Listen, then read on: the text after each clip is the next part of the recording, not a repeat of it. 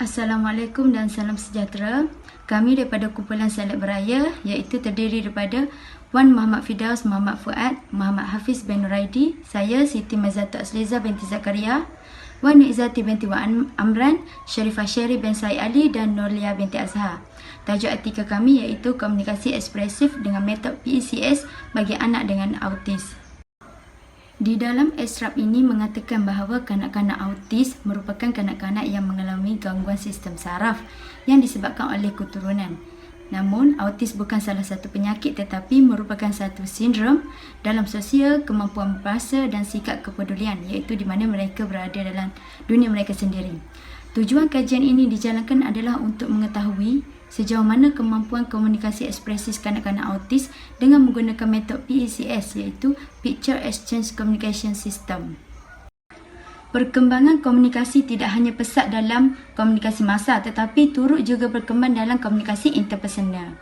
Komunikasi yang efektif boleh terjadi sekiranya elemen-elemen komunikasi ini dapat dikuasai. Antara faktornya ialah faktor usia dan latar belakang orang sekeliling. Kemudian, gangguan dalam komunikasi juga merupakan salah satu ciri kanak-kanak autis, di mana gangguan ini akan menyebabkan kanak-kanak autis sukar untuk mengungkapkan apapun yang terjadi dalam dirinya maupun sekelilingnya. Menurut Boham 2013 mengatakan bahawa masalah dari aspek sosial dan komunikasi yang kurang atau lambat merupakan gangguan kanak-kanak autis, di mana mereka juga mempunyai perilaku yang repetitif atau pengulangan. Assalamualaikum warahmatullahi wabarakatuh dan salam sejahtera. Nama saya ialah Sharifah Syeri binti Said Ali. Baiklah, saya akan menerangkan tentang tinjauan pustaka iaitu komunikasi ekspresif. Baiklah, komunikasi yang bertujuan mempengaruhi orang lain bukan sahaja secara lisan tetapi secara bukan lisan. Komunikasi ekspresif ni dapat dilakukan secara kumpulan atau bersendirian. Ia bertujuan untuk mempengaruhi orang lain, tetapi sejauh manakah komunikasi ekspresif ni menjadi instrumen untuk menyampaikan perasaan? Yang kita tahu perasaan ni adalah perasaan suka, benci, marah, gembira, sedih dan sebagainya. Dia juga merupakan alat untuk menyampaikan perasaan di dalam manusia tersebut. Mesej yang disampaikan secara ekspresif melalui tingkah laku yang bukan lisan.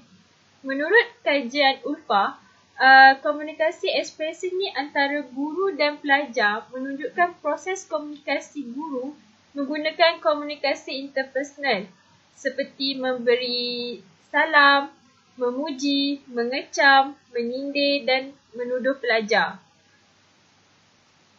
Inilah sambungannya. Namun, kajian tersebut memberi petunjukkan bahawa komunikasi ekspresif ni berkesan digunakan untuk komunikasi positif antara guru dan pelajar seperti memberi salam, memuji dan berbincang bersama guru dan juga pelajar. Hasil komunikasi ekspresif ni dalam kajian ini adalah komunikasi responsif.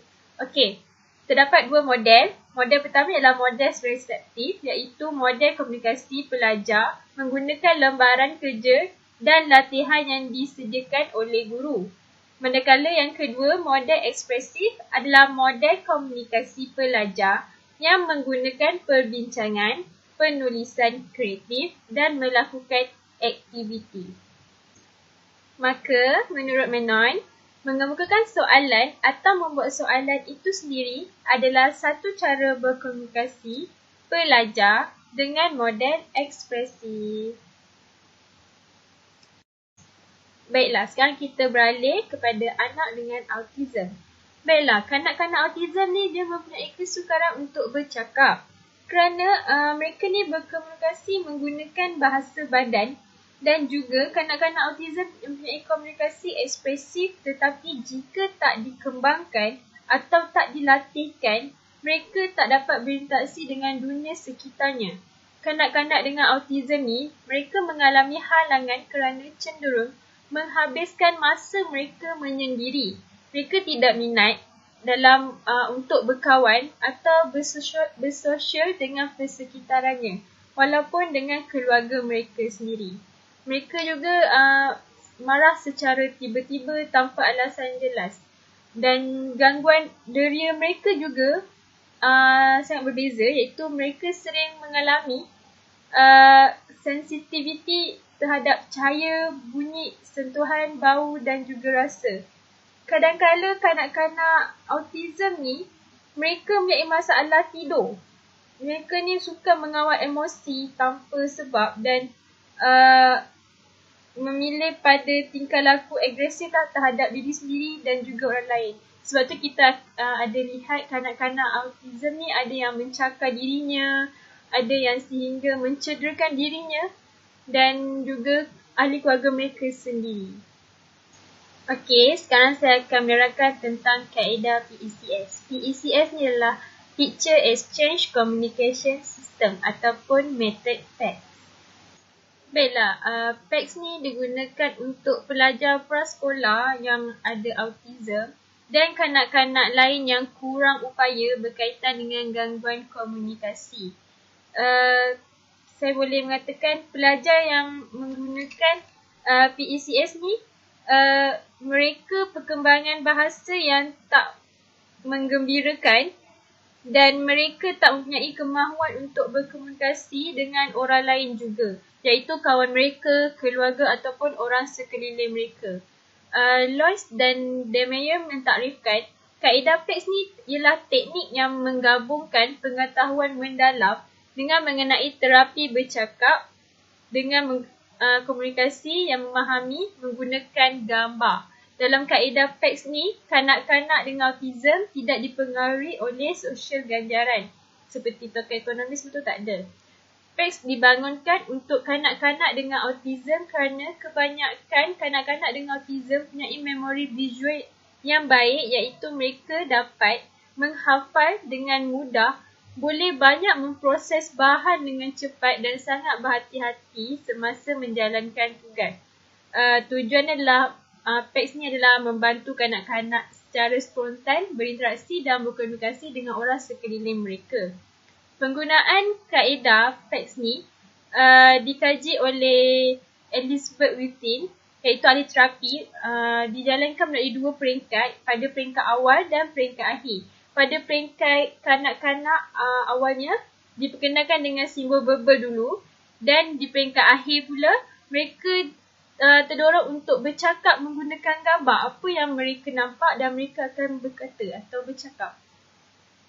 Sekian saja daripada saya. Terima kasih. Berdasarkan artikel ini, Levis 2003 mengatakan metod dapat dibahagi kepada 6 fasa latihan, iaitu yang pertama ialah cara berkomunikasi, yang kedua ialah ketekunan dan keinginan yang kuat, yang ketiga ialah diskriminasi, yang keempat ialah struktur ayat, yang kelima ialah menjawab pertanyaan dan yang keenam ialah memberi komen. Baiklah, kita teruskan dengan fasa yang pertama, iaitu cara berkomunikasi. Fasa ini berkenaan dengan pelatih memegang benda dan kanak-kanak autism berusaha mendapatkan benda itu dengan mengambil gambar di buku komunikasi lalu memberikan kepada pelatih. Tujuan umum dari fasa pertama ini adalah kanak-kanak autism dapat mengembangkan fungsi komunikasinya menggunakan sistem komunikasi pertukaran gambar. Tujuan khusus yang ingin dicapai adalah kanak-kanak autism akan mengambil sekeping gambar yang paling disukainya. Ketika guru menunjukkan satu benda, kanak-kanak autism cuba untuk mendapatkannya dari guru atau rakannya dan menghulu gambar kepada guru atau pakar terapinya. Cara melaksanakan sistem komunikasi pertukaran gambar bagi fasa yang pertama ialah: yang pertama, membuat latihan ini dalam setiap rangkaian aktiviti dan tempat. Yang kedua, menyediakan paling kurang 15 hingga 20 peluang dalam keseluruhan sesi untuk kanak-kanak autism dalam latihan meminta. Yang ketiga pula ialah gunakan pujian atau hadiah yang berbeza, contohnya makanan atau minuman kesukaan mereka. Baiklah, fasa yang kedua ialah ketekunan dan keinginan yang kuat. Fasa ini berkenaan dengan pelatih meletakkan buku komunikasi sejauh yang mungkin, lalu meminta kanak-kanak autism mengambil gambar di buku komunikasi, lalu membawa ke pelatih untuk menukar dengan benda kesukaan mereka. Tujuannya ialah mereka dapat berjalan menuju ke buku komunikasinya dan mengambil gambar serta membawa ke pelatihnya atau rakannya. Mereka juga berusaha untuk mendapatkan perhatian dengan meletakkan gambar di tangan rakannya atau pelatihnya. Baiklah, cara melaksanakan sistem komunikasi pertukaran gambar bagi fasa kedua ialah: yang pertama, dapat dilakukan sepanjang sesi atau aktiviti. Yang kedua, mengatur latihan selama 15 hingga 20 kali peluang untuk latihan kepada mereka. Yang ketiga pula ialah menggunakan hadiah yang berbeza, misalnya makanan atau mainan, untuk menstimulasi semangat dan kreativiti kanak-kanak autism. Seterusnya ialah fasa yang ketiga, iaitu diskriminasi.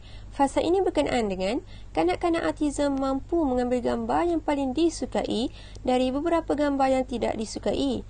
Tujuan yang ingin dicapai adalah kanak-kanak autism dapat meminta item atau benda yang disukainya dengan pergi ke buku fail komunikasi dan memilih gambar yang disukai dari gambar yang paling disukai dan tidak disukai. Dan mereka juga akan pergi dekat rakannya atau pelatihnya, kemudian memberikan gambar itu dengan baik.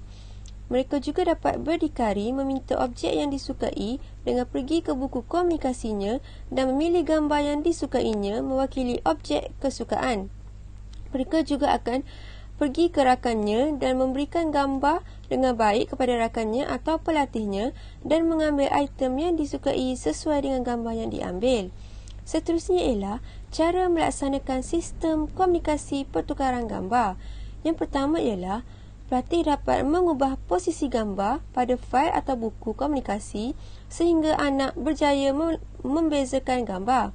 Yang kedua ialah dalam penambahan struktur percubaan, pelatih hendaklah menggunakan banyak peluang untuk membuat latihan meminta secara spontan, iaitu contohnya aktiviti yang berfungsi setiap hari. Yang ketiga pula ialah kanak-kanak autism dapat meminta item yang disukainya secara sendiri dengan mengambil buku komunikasinya dan memilih gambar yang diingininya. Seterusnya, mereka dapat mengambil gambar dan memberi kepada pelatihnya atau rakannya selama 10 kali latihan. Fasa yang keempat ialah struktur ayat. Tujuan fasa ini adalah kanak-kanak autism dapat mengarang hukuman dengan tampal perkataan "saya mahu" di papan hukuman dan memberi kepada jurulatih. Matlamat yang akan dicapai adalah kanak-kanak boleh meminta item apabila diberikan buku komunikasi dengan pelbagai imej dan hukuman. Pelekat hukuman saya mahu dicabut pada bahagian bawah sebelah kiri dengan menampal gambar item di sebelah kanannya. Kemudian, kanak-kanak autism perlu mengambil pelekat hukuman dan memberikannya kepada jurulatih atau rakannya. Pelatih hendaklah memberikan waktu dan kesempatan kepada kanak-kanak autism agar mereka berinisiatif dan berfikir secara kreatif. Pada mulanya, pelatih perlulah menggunakan sedikit gambar yang diletakkan di atas buku komunikasi dan sedikit bantuan untuk membimbing kanak-kanak meletakkan hukuman di papan hukuman. Pelatih hendaklah mengurangkan bantuan secara perlahan-lahan oleh pengulangan latihan sebelumnya. Seterusnya ialah kanak-kanak autism boleh struktur bebas hukuman di papan komunikasi termasuk perkataan "saya mahu" dan gambar item kegemaran serta kemudiannya memberikan papan hukuman kepada rakannya. Pada permulaannya, ia menggunakan sebilangan imej kecil yang diletakkan pada buku komunikasi. Seterusnya, pelatih hendaklah menggunakan bantuan fizikal untuk mengarahkan kanak-kanak autism untuk mengambil gambar item yang dicabut dari papan hukuman dan menggantikan papan hukuman dengan objek yang mereka suka. Pelatih hendaklah mengurangkan bantuan perlahan-lahan dengan pengulangan latihan sebelumnya. Seterusnya, kanak-kanak autism boleh berdikari dengan mengarang keseluruhan struktur ayat dan memberi pelekat hukuman kepada rakan atau pelatih dan menunjukkan gambar pada papan sambil pelatih membacakannya untuk mereka. Fasa yang kelima ialah menjawab pertanyaan. Fasa ini berkenaan dengan kanak-kanak autism boleh menjawab dengan mengubah ayat dalam buku komunikasi apabila pelatih mereka bertanya, "Apa yang anda mahu?" Matlamat yang akan dicapai apabila bertanya apa yang anda mahu, kanak-kanak itu boleh memberi jawapan dengan mengatur ayat "saya mahu" dari gambar item kegemarannya. dan memberi pelekat ayat kepada rakan atau pelatihnya. Kemudian, secara lisannya, pelatih hendaklah memberi pujian dan memberi hadiah sebenar setiap kali ada tindak balas yang betul daripada kanak-kanak autism. Selain itu, pelatih juga hendaklah memberi masa dan peluang untuk kanak-kanak autism menjawab soalan apa yang anda mahu dan secara spontannya bertanya kepada kanak-kanak autism apa yang mereka mahu. Seterusnya, pelatih hendaklah mencipta peluang komunikasi yang berbeza-beza sepanjang hari dalam aktiviti yang diadakan. Fasa yang keenam ialah memberi komen. Tujuan ini adalah bahawa kanak-kanak boleh mengarang ayat pada buku komunikasi apabila jurulatih atau pelatih bertanya apa yang anda lihat.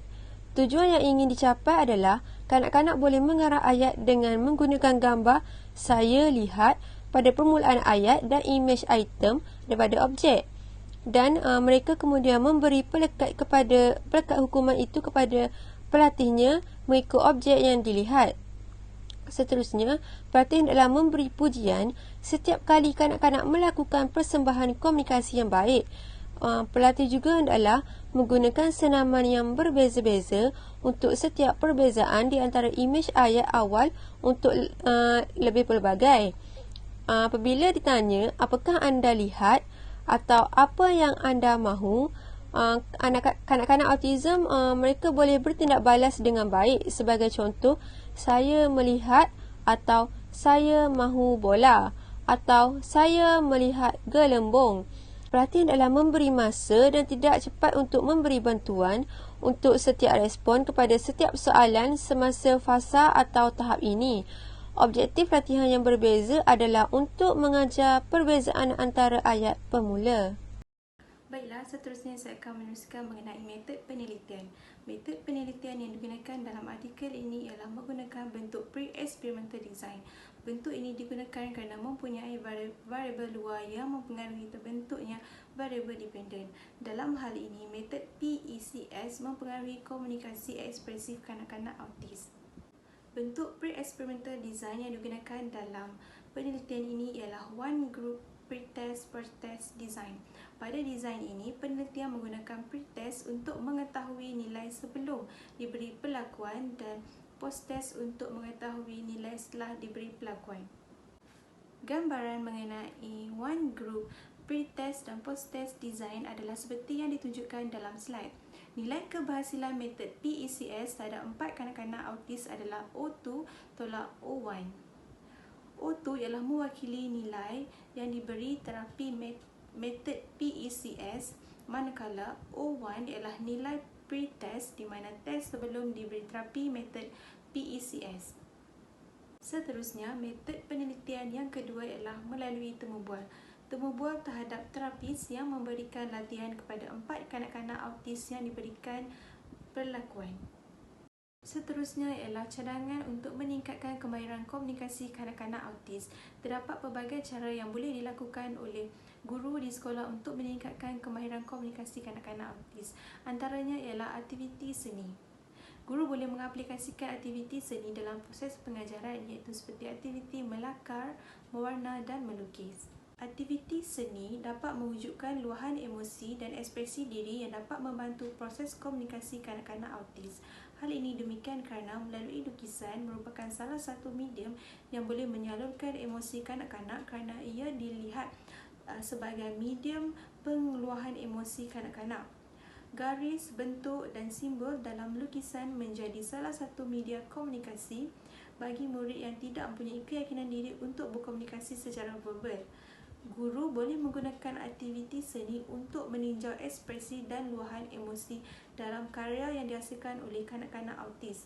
Aktiviti ini dilihat mempunyai nilai signifikasi yang dijadikan sebagai medium dalam meningkatkan kebolehan berkomunikasi dalam kalangan kanak-kanak autis. Seterusnya ialah alat bantuan visual.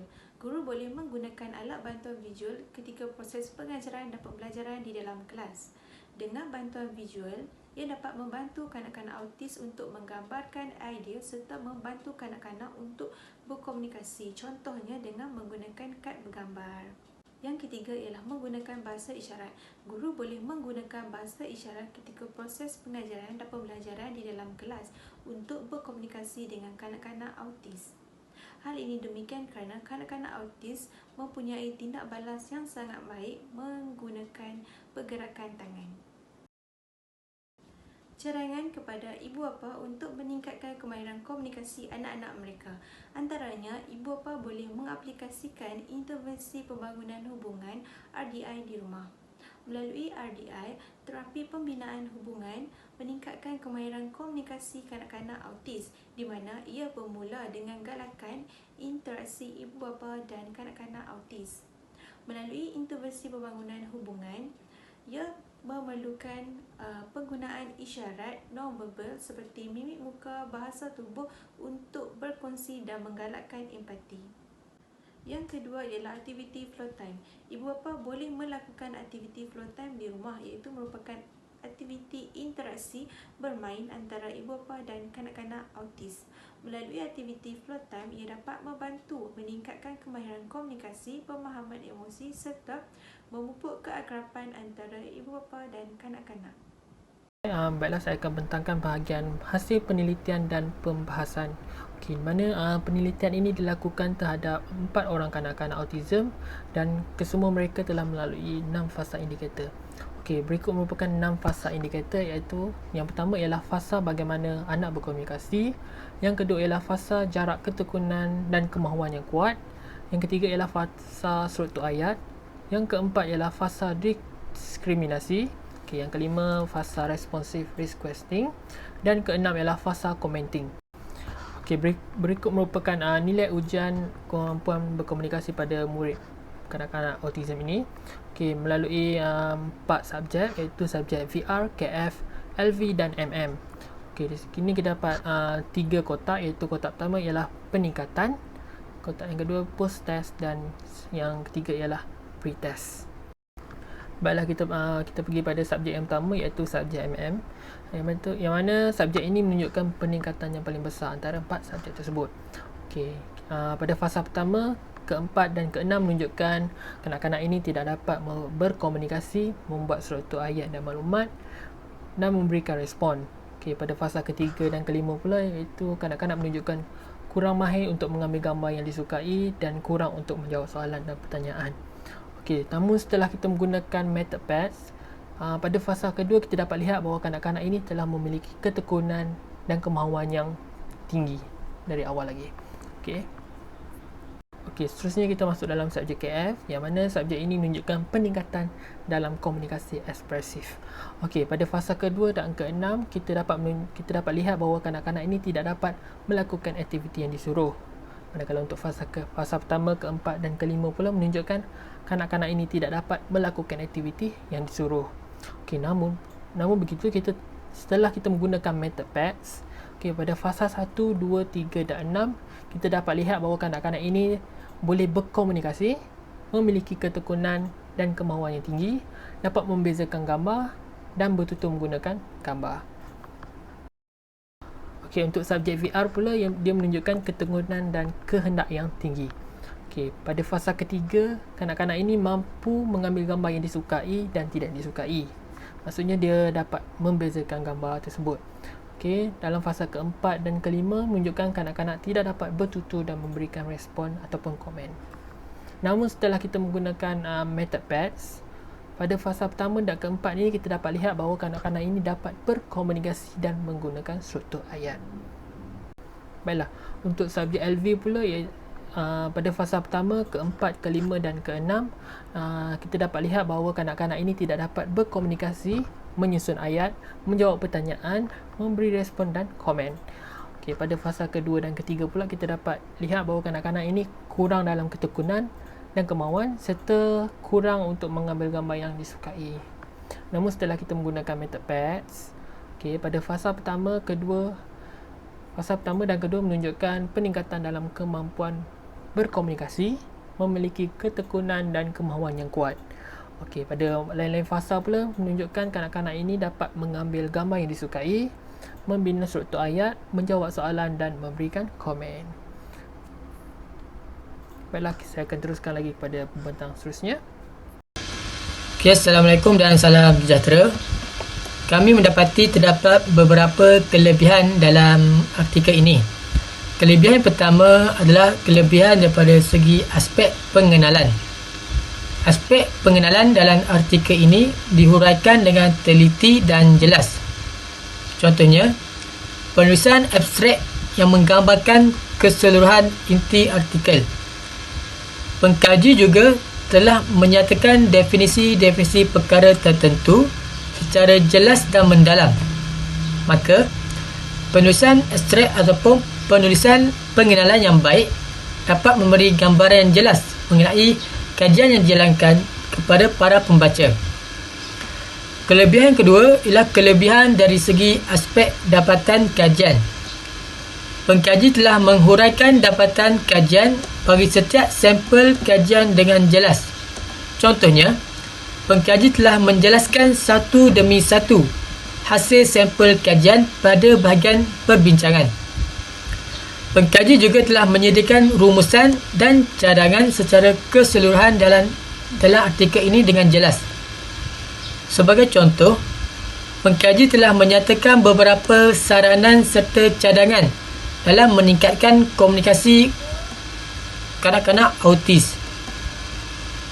Kelebihan ketiga ialah kelebihan dari segi aspek metodologi kajian. Pengkaji menggunakan kaedah tinjauan pustaka dengan baik dan dipercayai. Tinjauan pustaka yang dijalankan adalah berdasarkan tokoh-tokoh ilmuwan dan juga daripada sumber-sumber yang sahih. Sebagai contoh, pengkaji telah merujuk National Institute of Mental Health dalam menjelaskan dan mengkategorikan jenis tingkah laku kanak-kanak autis. Okey, seterusnya kelemahan dalam artikel. Kami mendapati terdapat 3 kelemahan utama dalam penulisan artikel ini. Kelemahan yang pertama ialah kelemahan dari segi aspek kesilapan ejaan perkataan. Pengkaji kurang menitik beratkan penggunaan perkataan dengan ejaan yang betul dan tepat.